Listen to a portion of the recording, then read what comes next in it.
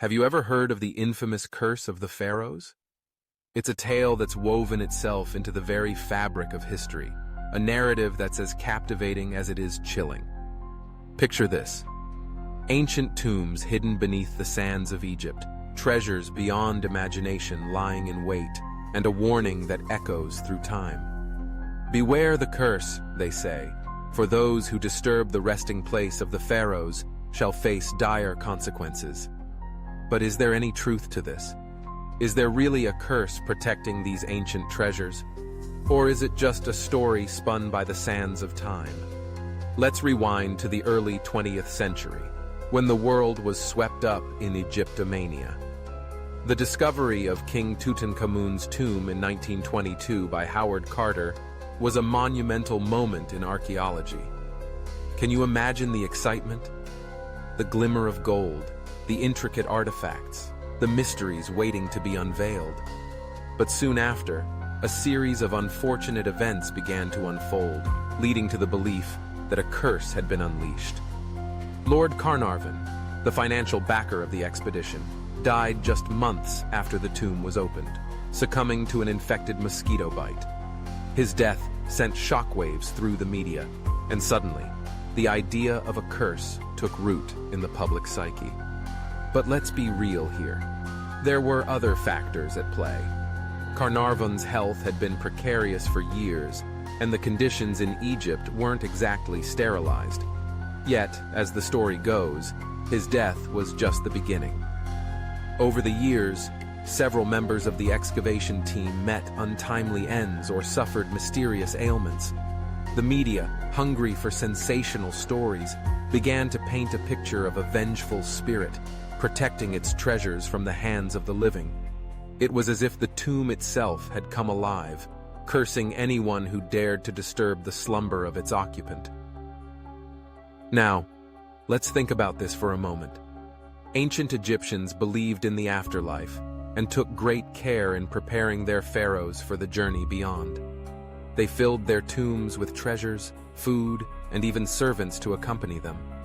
The idea of a curse might have been a way to ensure that the sanctity of these tombs was respected.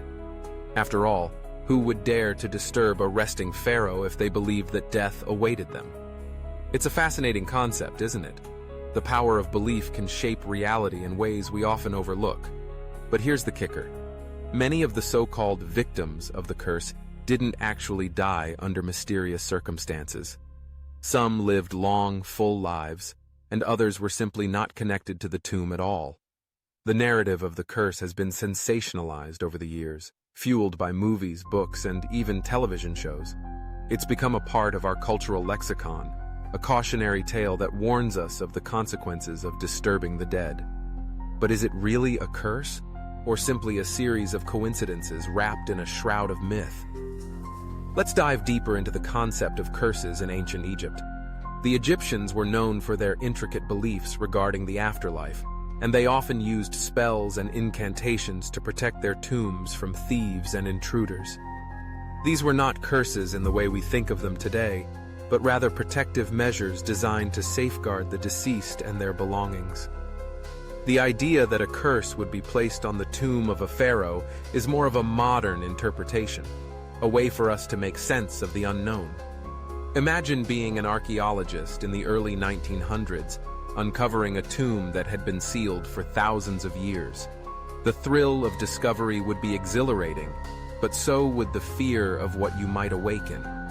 The stories of curses and vengeful spirits would loom large in your mind, shaping your experience and perhaps even influencing your actions. It's a reminder of how powerful narratives can be, how they can shape our understanding of the world and our place in it. As we continue to explore the mysteries of ancient Egypt, it's essential to separate fact from fiction. Yes, there were deaths associated with the excavation of King Tutankhamun's tomb, but many were due to natural causes or accidents. The idea of a curse, while tantalizing, is more of a reflection of our own fears and superstitions than a reality rooted in the ancient world. The real treasures lie not just in the gold and jewels, but in the stories and beliefs that have survived through millennia. So, what does this mean for us today? It's a call to approach history with curiosity and skepticism. The tales of curses and ancient spirits can be captivating, but they should also prompt us to dig deeper, to seek the truth beyond the sensationalism. The curse of the Pharaohs, whether real or imagined, serves as a reminder of the power of belief and the stories we tell ourselves. It challenges us to confront our fears and to appreciate the complexities of the past. In the end, the treasures of the Pharaohs are not just material riches, but a gateway to understanding a civilization that thrived thousands of years ago.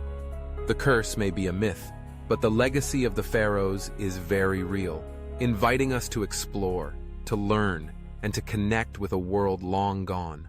So, the next time you hear about the curse of the Pharaohs, remember, it's not just a story of doom and gloom, but a testament to the enduring power of history and the human spirit.